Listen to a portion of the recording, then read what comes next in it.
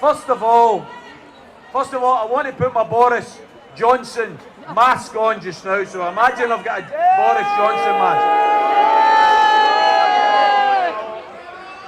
There is nobody here waving flags. There's nobody here.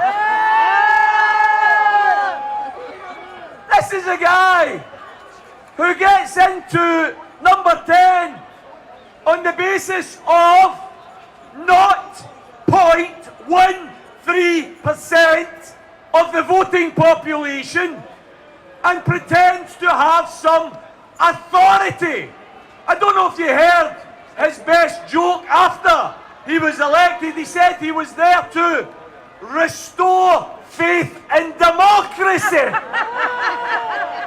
Brothers and sisters, he got less than 100,000 votes from the Tory party. There are more people vote on Britain's Got Bloody Talent than voted for him to become the Prime Minister. So, Mr. Johnson, let's hear it loud and clear. You have no morals, no integrity, and no democratic mandate. We in Hope Over Fear, in common with everyone in Scotland and quite a few people in England and Wales as well, we demand an early general election so we get rid of Boris Johnson. The Tories in Scotland are looking like they're heading for a total and utter wipeout. We would respectfully appeal to the SNP. It may not be possible now, although we would have liked it. We would have liked for the October 31st critical date. That's when we're supposed to leave the European Union, despite 62% of Scotland saying no. You're going to get dragged out the European Union. We would have preferred that the mandate that we've had for 3 bloody years was used on October 31st. If it's not going to be used then, and a general election's going to intercede affairs, we say this in a constructive, positive manner. We say to our friends in the SNP, when you fight the general election in November or maybe December, please fight that election on 2 options. Number 1, fight it on the basis of a vote for the SNP is a vote for independence. And that would enable Scotland to do what most other countries in the world have done. They declared their independence on the back of an election. Wow. However, if that's not going to be an option, there may be some people within the higher echelons of the SNP who think they would rather go down a referendum route. Our appeal to you then is this. Please do not ask permission for something that is our inalienable right.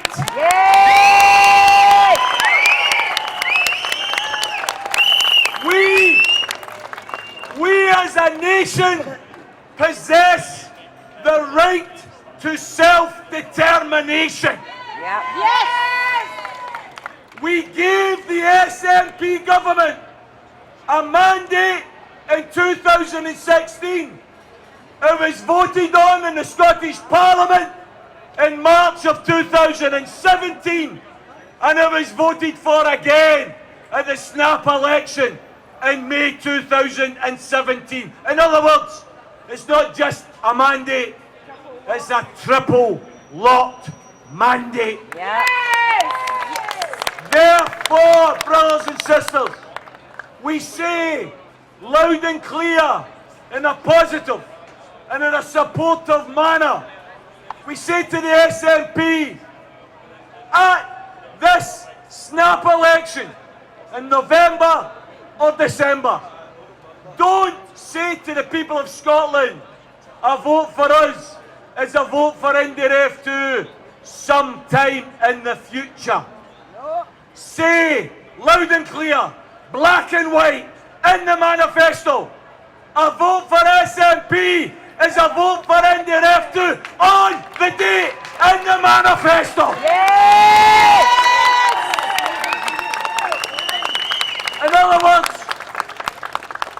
In other words, we say in unity here today, use the mandate, name the date, Yes.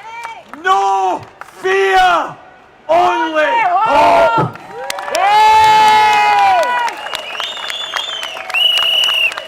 Made this point over and over, and I think we have to reiterate it at every opportunity. Independence for us, brothers and sisters, it isn't just about the past. Yes, the past is important, but independence is much more about the future than about the past. Yes.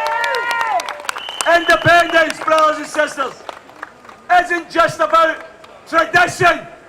Yes, tradition's important, but independence is much more about ambition than tradition. Independence, brothers and sisters, isn't about control. Independence is about freedom. Oh. Independence, and this is a very, very important point, independence isn't about individuals or political parties. Independence is about our nation. That's what independence is about. Independence isn't about hate and all of its ugly guises. Our opponents try to portray us as haters of the English. What a lot of crap. We don't hate the English. We've got many friends that are English.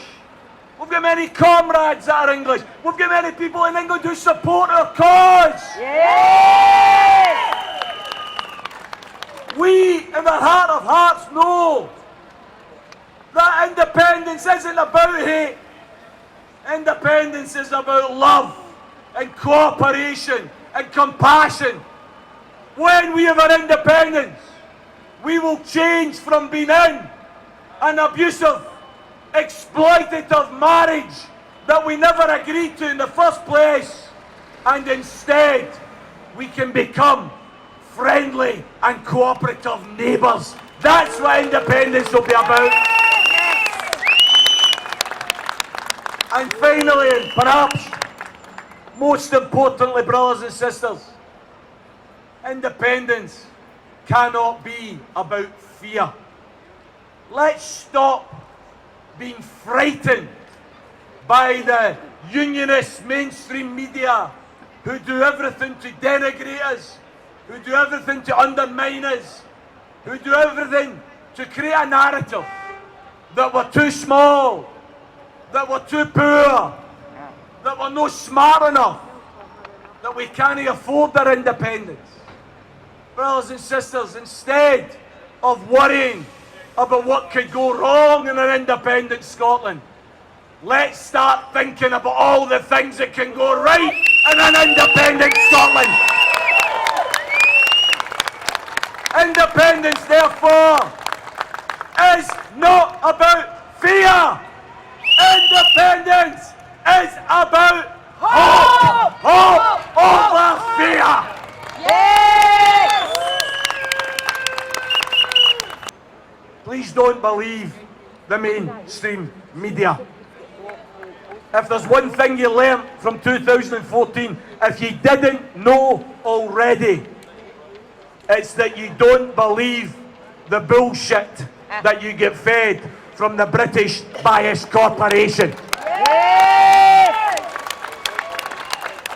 They are there with one purpose only, to defend and promote the status quo, the unequal and very, very exploitative union. And now it's coming out. Remember in 2014 when we said it, didn't we? We said there is a great big oil discovery off the west coast of Scotland, near Shetland, with years and years reserves of oil. And we were told that we were conspiracy theorists. Now they've admitted there is a big oil find off the west coast of Scotland. We said that they were trying to get the royal family involved in arguing against independence, and they said, oh, yeah, they're just conspiracy theorists. Now we're showing that we were right all along. And of course, they told us that if you vote yes for independence, then they're going to close the banks. They're going to increase the prices in Tesco and Asda. There's going to be a new world recession because poor wee Scotland votes yes. And they said the only way to stay in the European Union is to vote no. Brothers and sisters, we said then there were lies and people scoffed at us, people denigrated us. They're not laughing now. The truth is, as we all know in our hearts, these lies were effective, particularly the lies about the pensions. Pensions won't be safe. Pensions will be lowered. They were effective lies. They were disgraceful lies, but they were effective lies. But they're one-trick ponies. They won't work again. No. We know, brothers and sisters, we started off last time at between 23 and 25%, and we rose to 45%. Now, we're not starting at 23 or 25. We're starting at 50 and 52.